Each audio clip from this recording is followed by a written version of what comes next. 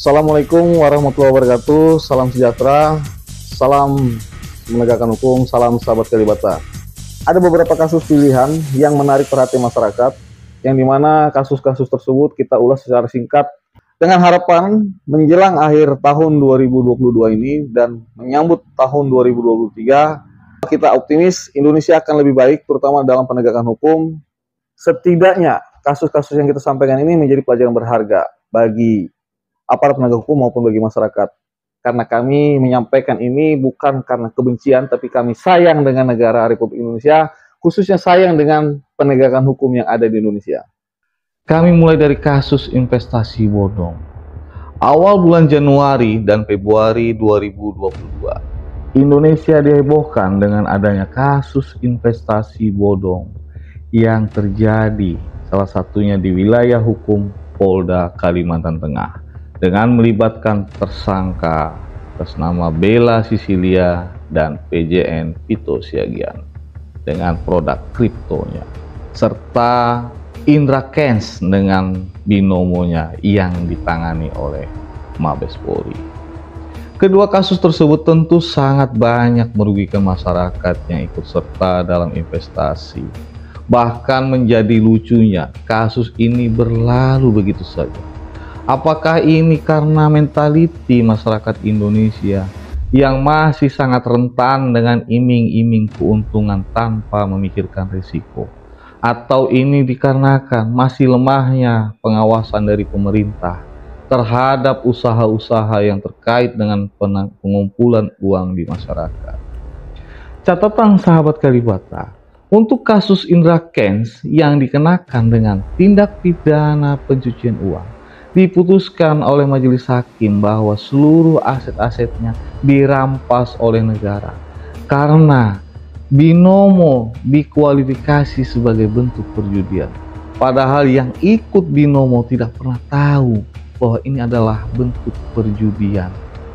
Kedua, untuk kasus Bella Sicilia dan PJN Vito Siagian yang predikat krimnya disidangkan di Pengadilan Negeri Palangkaraya pun ternyata TPPU-nya masih belum ada kejelasan karena apakah alasan tersebarnya korban-korban hampir di seluruh wilayah Indonesia. Kita tunggu gebrakan Polri atas kelanjutan kasus ini. 2. Kasus Verdi Sambo.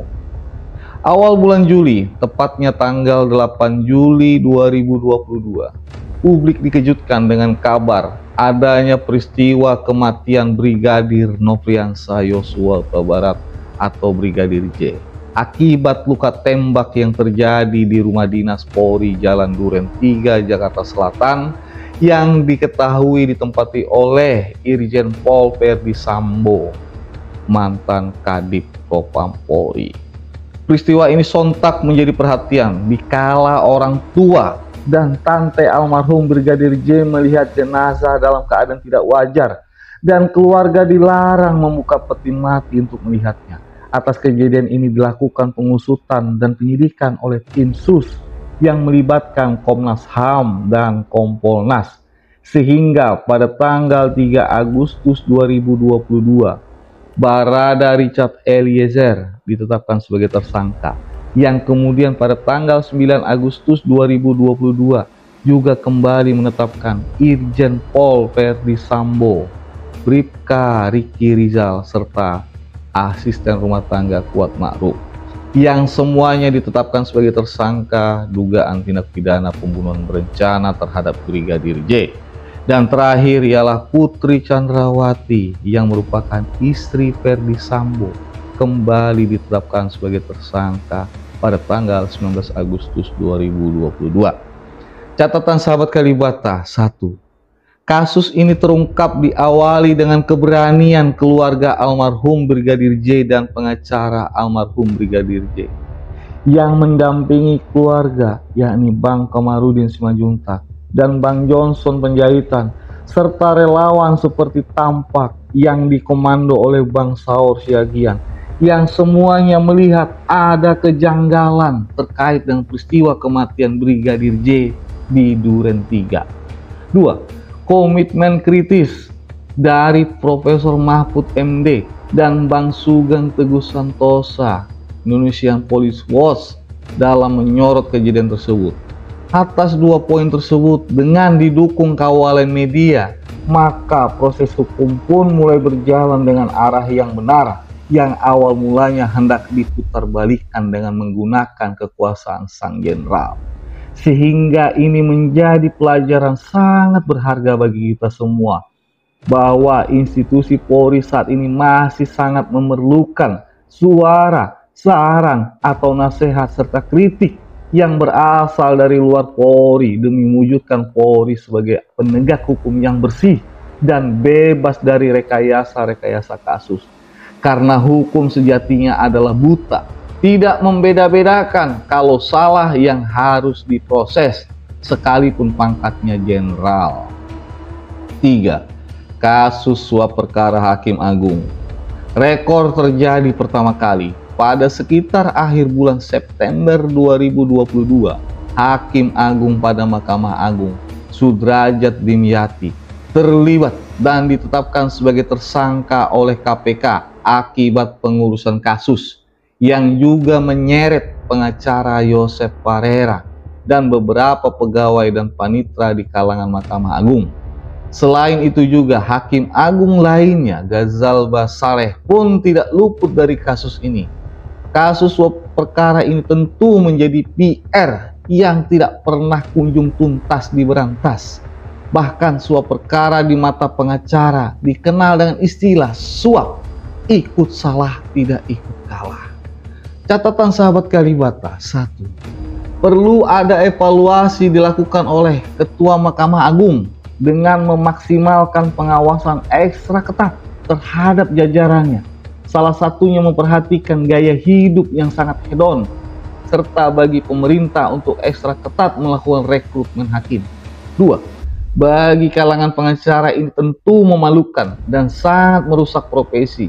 Oleh karena itu sudah waktunya organisasi advokat selektif dalam melakukan rekrutmen.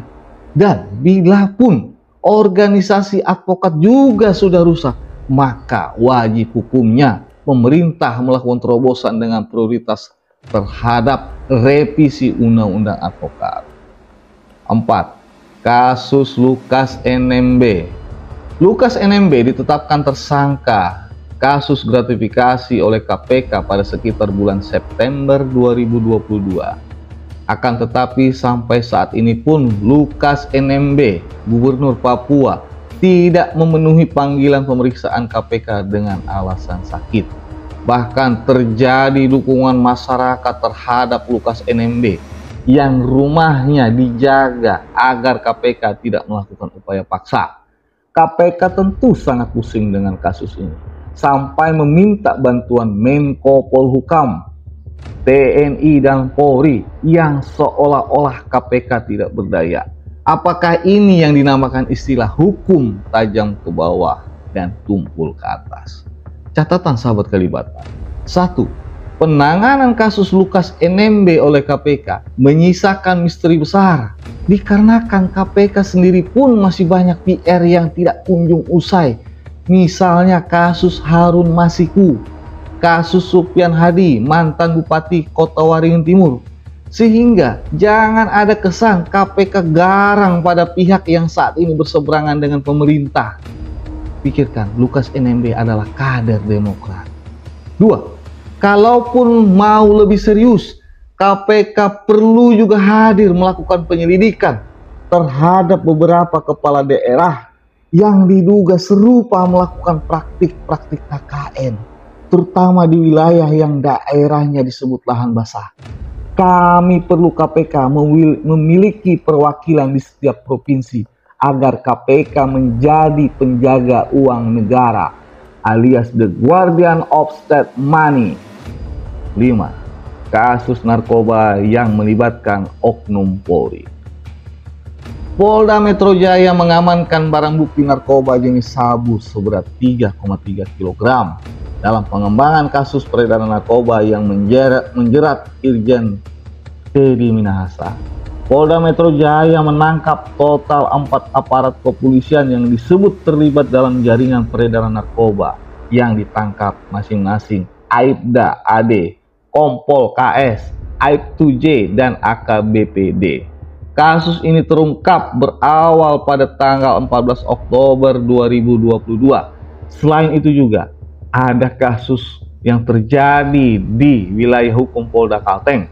Seorang anggota Polri yang bekerja pada Dokes Polda Kalteng, Aibda Andre Wibisono, ditemukan tewas di kampung narkoba Puntun yang berada di kawasan Jalan Rindang Banua, Kelurahan Pahandut, Kecamatan Pahandut, Kota Palangkaraya pada tanggal 2 Desember 2022.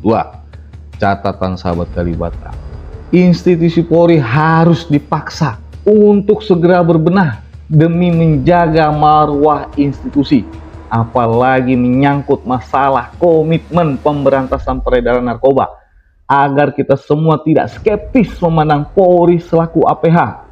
Berbagai macam cara dilakukan oleh mafia narkoba untuk menggoda APH, salah satunya dengan iming-iming uang. Yang sudah waktu yang tepat kasus ini dijadikan momentum untuk kembali menegaskan bahwa menjadi Polri adalah mengabdi untuk negara, bukan jalan untuk menjadi kaya demi keluarga dan kolega. Mari kita dukung Pak Kapolri bahwa Polri jangan hidup hedon. Bagaimana Pak kalau ada anggota Polri hidup hedon? Mohon Pak Kapolri, boleh tidak kami laporkan untuk diselidiki? Siapa tahu ada udang di balik batu. Demikian singkat kami sampaikan beberapa kasus menarik sepanjang tahun 2022 ini. Semoga tahun berikutnya negeri ini dijauhkan dari segala musibah dan terhindar dari peristiwa-peristiwa yang sangat memalukan. Salam penegakan hukum, salam sahabat Kalibata.